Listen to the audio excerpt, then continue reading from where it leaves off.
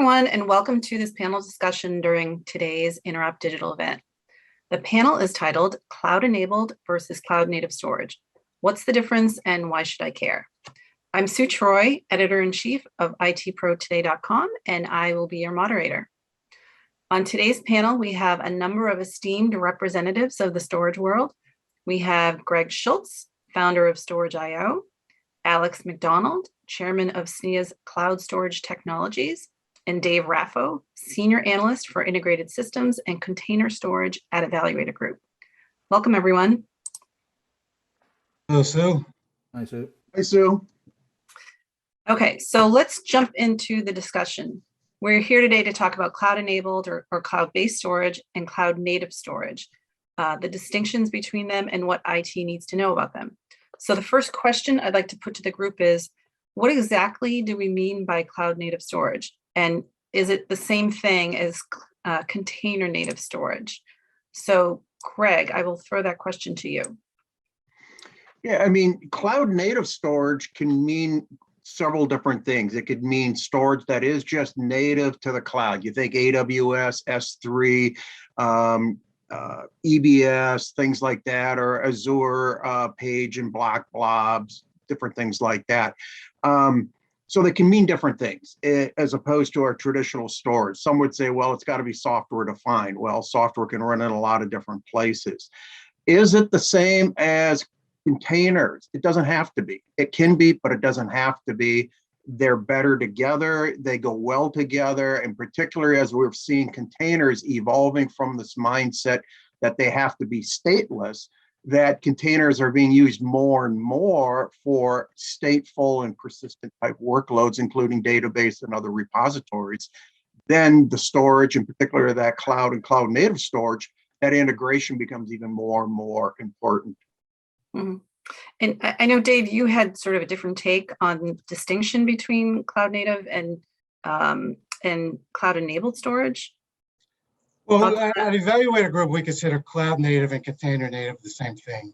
So basically, cloud native apps consist of microservices packaged in containers deployed in the cloud. So, I mean, you can deploy cloud native apps on-prem or container native apps on-prem, but they still use basically the same architecture as cloud native apps. So, when it comes to the storage, I think we're pretty much talking about the same thing and the same characteristics you need. So, by cloud native or container native storage, we consider that, deployed inside containers, presented to other containers. It can use, internal storage devices or external storage, such as the cloud, and it's managed through a control plane with the container platform. So it's software defined, like hyperconverged infrastructure combines storage, compute, and networking, and a virtualization layer. But in this case, the virtualization comes from containers instead of VMs. But, I think, we use those terms interchangeably, and, cloud enabled, I think, is more like, storage that runs in AWS or Google, et cetera. So, we look at it as two different types of technologies. Mm-hmm. And so, Greg, does that, is that completely in conflict with what you were saying, or does that make sense, Dave's explanation? Look, I mean, that's the beautiful thing, especially as we go into this hybrid world, is have it your way. It doesn't have to be binary. It doesn't have to be cloud native, has to be in containers and vice versa. They're better together, whether they're on-prem or in the cloud or multi-cloud, however you want to deploy it, however you want to package it, but they don't necessarily have to be it that way. It really gets back to what is going to be the best fit? How do you need it deployed? How do you need it packaged? How do you going to consume it, use it, and manage it? Mm-hmm. Right. And Alex, any thoughts? Do you want to weigh in on this debate between cloud native versus container native storage? Do I want to weigh in? You mean on an acronym soup? The problem, and that's one of the problems I've got with this, is that we have invented a number of terms to identify different shades of the same gray.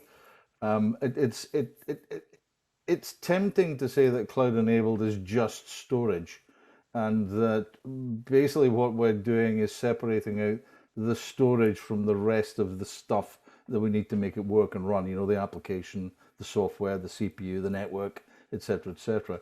And I think that the differences are becoming fairly arbitrary and rather meaningless. I'm always struck by the fact that we have now, a sort of very soft Venn diagram to describe things like, private cloud, public cloud, hybrid cloud, multi-cloud. The Venn diagram that used to be quite hard, it was really quite simple 5 years ago. It was a case of you did cloud or you didn't. Now there are all these shades and differences that really don't amount to tremendously much, in my opinion. It's the same old problems that we have. What we're trying to do is fix business problems effectively and efficiently as possible. And that actually leads us to certain kinds of solutions in certain kinds of business environment or application environment.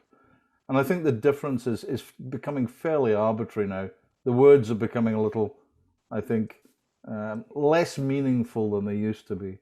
Sorry, I'm not a big fan of acronyms either. Yeah. Yeah. I mean, so it sounds like you're saying this is sort of inside baseball within the storage industry, or maybe the cloud storage industry. And from an IT perspective, they really don't need to care all that much about those distinctions. No, they don't need to care terrifically about it. What they do need to care about is, does this work? Does it perform well? And is it scalable and maintainable? I mean, there are all sorts of aspects that make up an entire application. And cloud native, I think, is a, this may be a bit controversial, but I'm coming round to the opinion that Kubernetes is all about encapsulating legacy applications. And shoot me if you think I'm completely off base here. But that has led us to invent a set of terminologies and distinctions that are really there to fix a few problems that we had. For instance, DevOps was a reaction, or is a reaction, I think, to the fact that quite a lot of what we were doing was completely unmanageable, and breaking it down into smaller components and being able to manage those separately has enabled us to do an awful lot more with what we've had. But some of this is just about legacy stuff, encapsulating it up and making it run better. I don't think there's anything terrifically novel about the way that we're packaging solutions at the moment. And I don't think the arbitrary difference between cloud-enabled versus cloud-native is necessarily a good one, particularly for consumers who really aren't interested in, they're not consuming that. What they are consuming is an entire IT environment, all the technologies. Okay, but when we talk about container native storage, I know, Dave, this is one of your core focuses at Evaluator Group. Alex, it sounds like he's saying it's all about legacy in terms of being able to not all about legacy. Let me just rephrase that. Not all about legacy, but a lot of it is. A lot of the stuff that we're containerizing is legacy. Yeah. So Dave, in terms of what you guys are seeing at Evaluator Group around container native storage, what are the benefits of container native storage? Oh, I think, and to get what Alex was saying, I think the big thing before we get into the technology, it's, who's using it, I think is the big issue. So developers, the DevOps team, they want storage, they want their tools to be built into containers, run as containers, be sharply integrated, tightly integrated with Kubernetes. So, that's what, we consider container native storage is built for them. It gives them self-service. It allows them to provision and manage their own storage. On the other hand, you have your SAN admins who are running your Dell EMC PowerMax or NetApp all-flash fast array. And, they're used to using those arrays. They were not developed for containers, but they do support containers now through a CSI driver. So a lot of it comes down to, what tools you're used to, what you want to run, how you're most comfortable working. It's kind of like with Hyperconverse, it gave server admins the ability to go in and manage their own storage through the hypervisor. So they didn't have to go to their SAN admin or use the SAN system to provision storage. So with containers now, it's given DevOps the same way of doing that through their container orchestration platform, which is these days is usually Kubernetes. So it sounds like container native storage from a DevOps or a developer perspective, it's a big win for them. But from a storage administrator perspective, are they fans of container native storage, would you say? Because it sort of offloads their responsibilities around provisioning? Well, there is a problem here that, while the DevOps can provision and manage their own storage, the IT ops are still responsible for making sure that, their data meets internal and external compliance. It must be backed up, archived, encrypted, available for DR, have the right data retention policies, and so on. So, I've talked to storage admins who say the biggest issue here is communications with the developers. The DevOps teams may be using Portworx or Red Hat ODF or VMware Tanzu to manage container storage, but the storage teams now have no visibility there and there's no communication. So this isn't just a technology issue, it's a process issue, and involves roles and responsibilities inside of an organization. So Dave was just saying that there is a sort of an issue between storage administrators not having visibility into DevOps use of container native storage. And so how do you remedy that? I think that is, yeah. So, I mean, part of the thing there in listening to, Dave and Chad and also Alex is there's a couple of pieces there, which is it really about where the storage is delivered, where it functions out of, or what it's supporting? In other words, is it that it's container native, cloud native, virtual machine native, whatever it happens to be, bare metal native, or that's what it's optimized for? What's its personality? Does it have a personality that's friendly and congeal and helpful and easy to use for containers, similar to virtual machines or cloud instances per se, as opposed to what it is and where it's operating out of? So I think it really comes back to, and Alex was mentioning this as well, about acronyms and buzz terms and descriptors. And the industry is notorious for this, which is right about when people start to get on a level playing field, level set, it's like, hey, you know what? Let's come up with a new term of the way we're going to describe the packaging and how it's delivered and how it's used and all these other things, and create that chaos and confusion where there's opportunity. Mm-hmm. Yeah, so there seems to be a fair amount of confusion in the industry around what we mean by these terms, and as they're emerging, we'll get hopefully greater clarity around that. Yeah, absolutely. I think the key point, and Alex was touching on this, and Dave was, I think, working towards that way.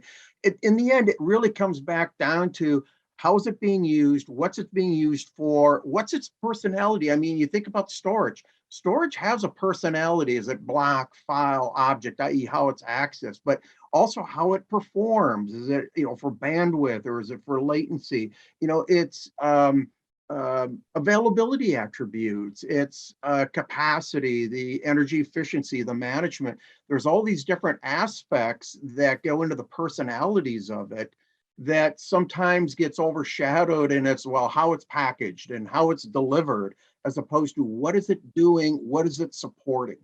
Mm-hmm. Okay, but in terms of the issue of storage administrators not having visibility into container native storage, Alex, how do you remedy that? I'd just like to congratulate Greg on inventing bare metal native. You like that? Yeah, I think I thought that was brilliant. Bare metal native. I'm going to remember that one. I'd like to answer the question in an odd way by going back to what Dave was saying about this lack of visibility and a desire for simplicity with DevOps. And I'm going to actually use a commercial example of it, because it struck me the other day that if you go back not too far in history, and in fact there's still people using these technologies, if you go back to snapshots and storage devices that provide you with snapshots, point in time, recoverable to, and you can take a snapshot every minute. Its expense in terms of the time it takes and the amount of storage it uses is marginal to small to vanishingly small. Snapshots were a big boon. NetApp came out with a tool called Snap Manager, which basically allowed Oracle administrators to take snapshots. It sounds like something that might be really quite useful for a storage admin. In fact, it turned out to be the opposite. It was the Oracle admins that found it really useful because it allowed them to avoid the storage admins. And in particular, it allowed them to avoid the backup people who they found immensely irritating because they could never get them to engage quickly enough to be able to do restores quickly enough. So you give an Oracle admin the ability to do an instant snapshot. You know, you quiesce the Oracle database, take the snapshot, and you can do a point-in-time recovery, literally, like that. And they loved it. They absolutely loved it. The simplification it brought to to Oracle admins who could now avoid having to deal with storage was enormous. That's what the DevOps people are looking for. They're looking for that same simplicity when it comes to storage. They're really not interested in us guys and what we do in terms of all our fancy wang doodly 2000 stuff that's going on in the background. They want that real simplicity. Give me something with these kind of performance characteristics, this kind of, recovery profile, this latency, whatever it might be, and just give me it, and give me it in blobs big enough that I can actually deal with. I think that's really where cloud native and cloud enabled may have something different. The cloud native guys want it like the Oracle DBAs wanted things like snap managers. And cloud enabled is all about taking apps and just pointing them at storage in a different place to a large degree. I know I'm simplifying this enormously, but I do think that's a really big difference. Alex, you're making a good point there, because also not that long ago, those same DBAs were, I don't care if it's a single solid state, give me 100 HDDs. I just want 100 drives, because that's what they were taught. Lots of drives. Doesn't matter how fast that drive was. And then over time, they're like, you know what?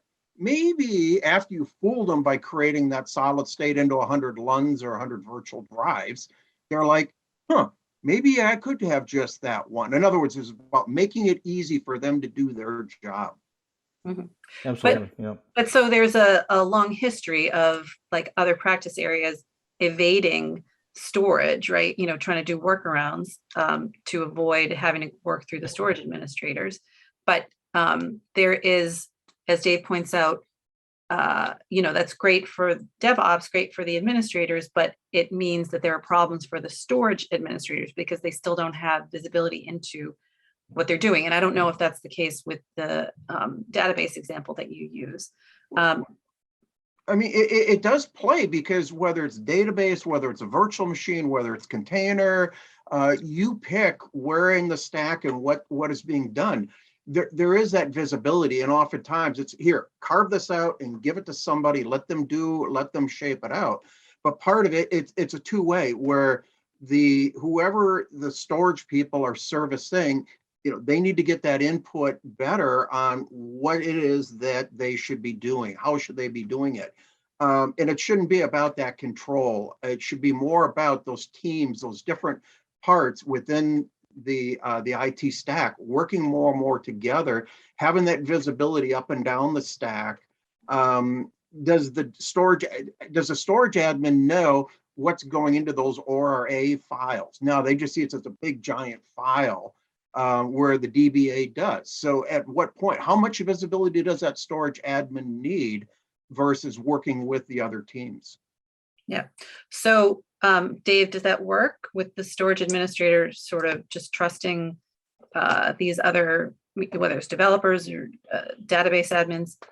Well, to a certain degree, they have to trust them, but somebody has to know that it's backed up correctly. For instance, somebody has to know that the data is encrypted or it's archived the way the company wants it, or not archived because they don't want the data retention policy. So do the developers even want to deal with that? Probably not. But this issue has been going on. Alex pointed out the DBAs. A lot of application owners want to do their own storage. That's one of the things that first pushed people to the public cloud for storage, was they just wanted to do their own storage. They wanted to save their own data. They would just throw it out on AWS or Google. So it's an issue that's been going on for a while. And like I said, the early days of hyperconverged, I talked to people who were using it, and they would say, now we don't have to deal with storage guys. We go around the storage guys. They want us to put everything on EMC. We don't have to deal with that anymore. So it's, it's an issue that's been going on for many years in IT. Mhm. And it's not unique to storage either, because if you look around, with virtualization, part of it was, yeah, to get things quicker so the storage people weren't the bottleneck, but also, hey, you know what, let's bypass the people that are standing up servers for us. Now we can spin them up. Same thing with containers, same thing with the network. So whether it's the storage or the network or this whatever part to it, that's part of the fundamental problem, is breaking through those different pieces that are all part of that data infrastructure that exists to service those different applications. How do you make the underlying technologies more easy so either people don't have to rely on those other areas, but also that they can be more enabled to get their job done quicker? Mhm. So it's all about speed, really, ability It to is. deliver. It's lot the of it, speed, the agility, that flexibility, as opposed to barriers. Mhm. There has been a danger, though, and I think we're beginning to see this. Douglas Adams famously wrote that you don't see things that you surround with somebody else's problem field. The easiest way of making something disappear is to say, it's somebody else's problem. And I think some DevOps have taken that approach, particularly with storage, saying, look, hey, I'm not interested in this stuff. It's somebody else's problem. And they pushed that problem elsewhere. I think that's going to come back and bite a lot of people really hard. I really do. I think there are some fundamentals that we are missing a trick with. Dave mentioned one of them: backup, archive. The kind of stuff that we take for granted in a storage environment that is not being, in my humble opinion, properly considered in a DevOps environment. But is that new and revolutionary? I mean, we've seen this for decades through different instantiations. We saw it when it went from the mainframe to open systems to the distributed systems. They weren't doing things as rigorous as the core data centers. And then they got it. They figured it out. They learned the lessons. And then something gets pushed out again. It goes from the physical bare metal servers, pick your platform that were being protected. Then it goes out to the virtual machines, the wild, wild west. Then all of a sudden they got control, they got the tools, they figured it out, became mission critical. We're seeing the same thing again. We saw it with some of the cloud. Now we're seeing it with containers. It's part of that natural evolution. Unfortunately, we have to learn. We don't always learn from the lessons of the past. It just go out and do whatever is new, and then somebody else will come along and clean it up and fix it up. It does feel like it's a bit of, recycling of problems. Oh, absolutely. Right? Yeah. Absolutely. And there again, it's like people don't want to learn about the past. It's always what's new, what's next, what's the latest, whatever. Okay.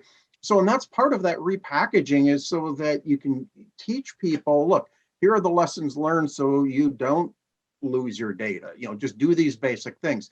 But part of that is also making the tools smarter, friendlier, call it native if you like, where it's native for that particular. So in other words, if the container native is such that it's very easy for the container people, but there's presets that there's a default level of protection, a default level of availability, a default level of capacity, a default layer of efficiency and management, great. Then they can go in there and think they're not doing anything, but there's at least those base policies in place.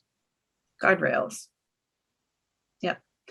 And Dave, any idea if storage vendors are working toward that kind of protection that Greg is talking about with container native storage?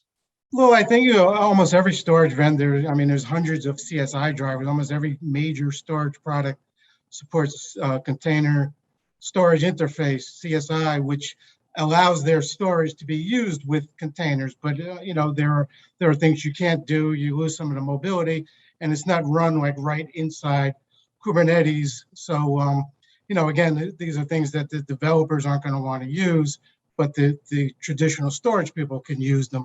Then the second part, somebody mentioned, I think it was Alex, about how you want to make it easy for the developers to use this storage. The second part of that is to make sure that this container native storage has all the enterprise features it needs, snapshots, thin provisioning, dedupe, encryption, replication, it can be backed up. So, you want to put all those features in the container native storage. So it has to be easy enough for the developers to use, but they have to be able to provision enterprise storage features. So on the other side, the traditional storage already has those enterprise features. It's just not as easy to use when you're developing on containers. Mm-hmm. Yeah. Okay, so we talked a ton about container native storage. And I would like to pivot a little bit just to focus on cloud storage. So what is happening with cloud storage these days that IT needs to know about? Is there, like, how are things evolving? Have it your way. Hybrid is the home run. Hybrid's the home run. Mm-hmm. Hybrid meaning on-prem and in the cloud. On-prem, on cloud, at the edge, at the core, across clouds, but also hybrid.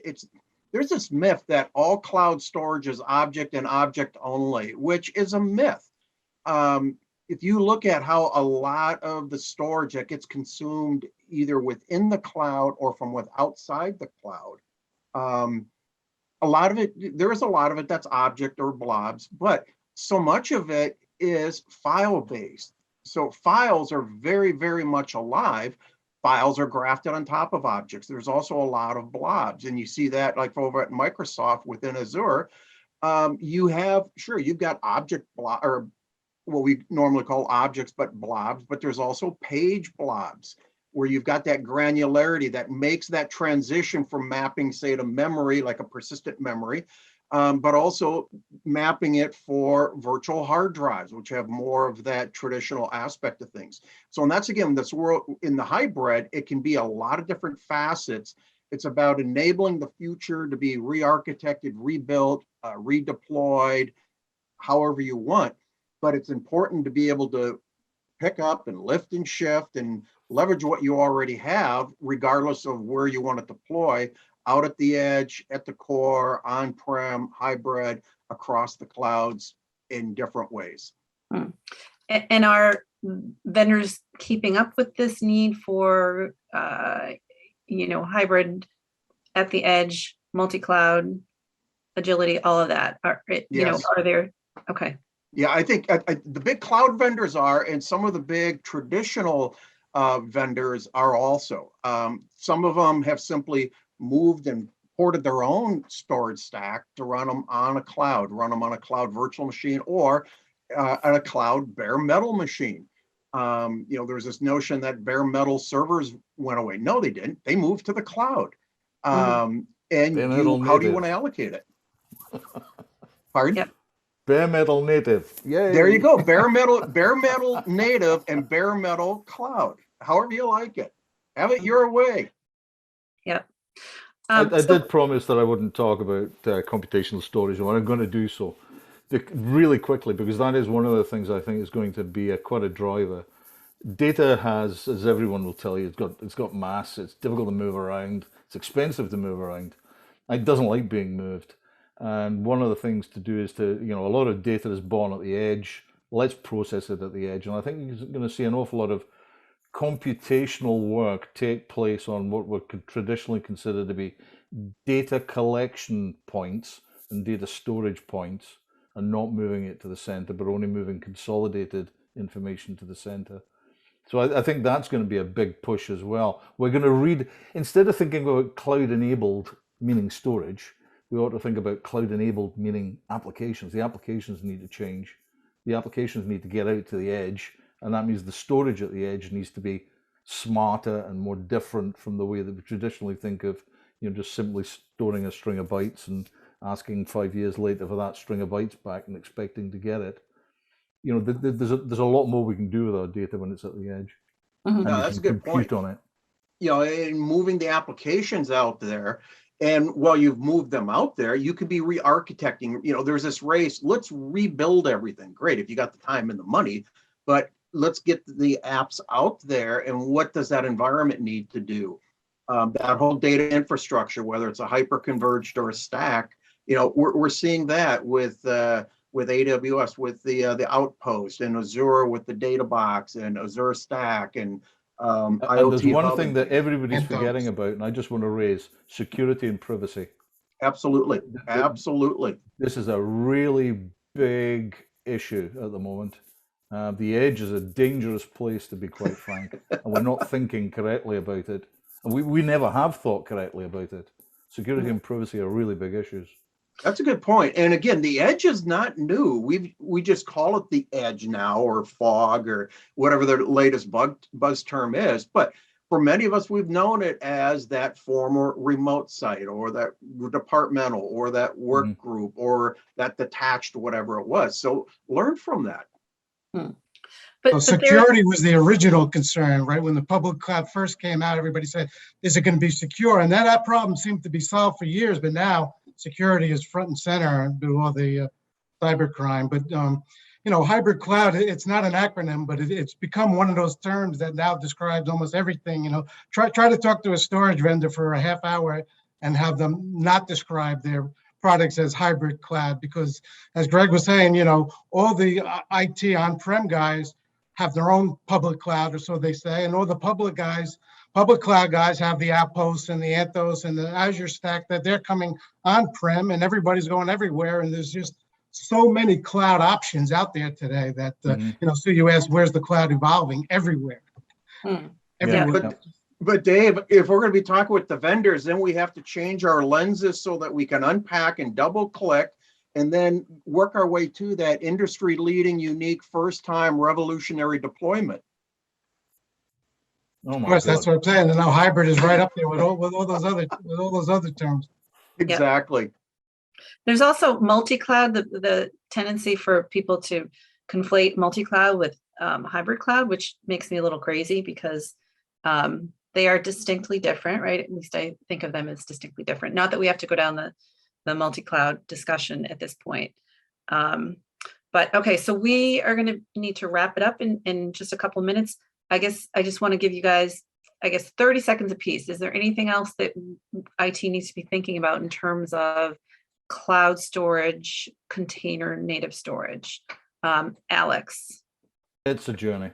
Don't worry, we'll get somewhere at some point, at some indeterminate point in the future, where things are still as bad as they currently are. They're just different. And I think this journey that we're on is quite an interesting one. It also reminds me, being the guy with the grey beard and the grey hair, that we've done this before, probably several times. We just haven't learned perhaps as many lessons as we should have. You know, and so yeah, don't worry, I think, is the big thing. It will, it's going to fall apart, but it's going to, you know, we're going to be able to build stuff that's usable out of it. Great.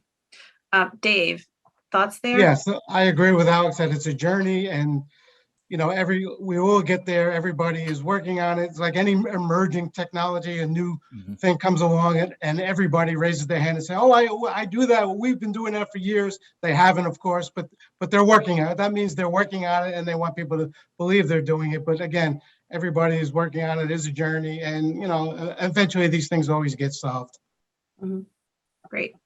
And Greg, final thoughts? Yeah. Absolutely. I'm echoing is that it's a destination, it's a journey. It's not a destination, it is a journey. We don't know what's beyond containers and cloud and all that yet, but these are all just waypoints, part of a bigger, broader journey.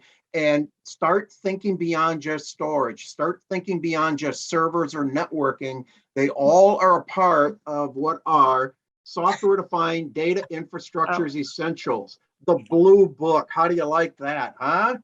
Yeah, is that your book? Yes, it is. Okay, Yep. got it. Well, there's a surprise. There's a surprise. Yeah. Okay, so guys, that is it for today's panel discussion at Interop Digital.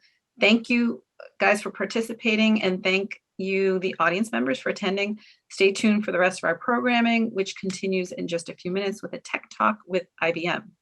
On behalf of Greg, Alex, and Dave, I am Sue Troy. Have a great rest of your day.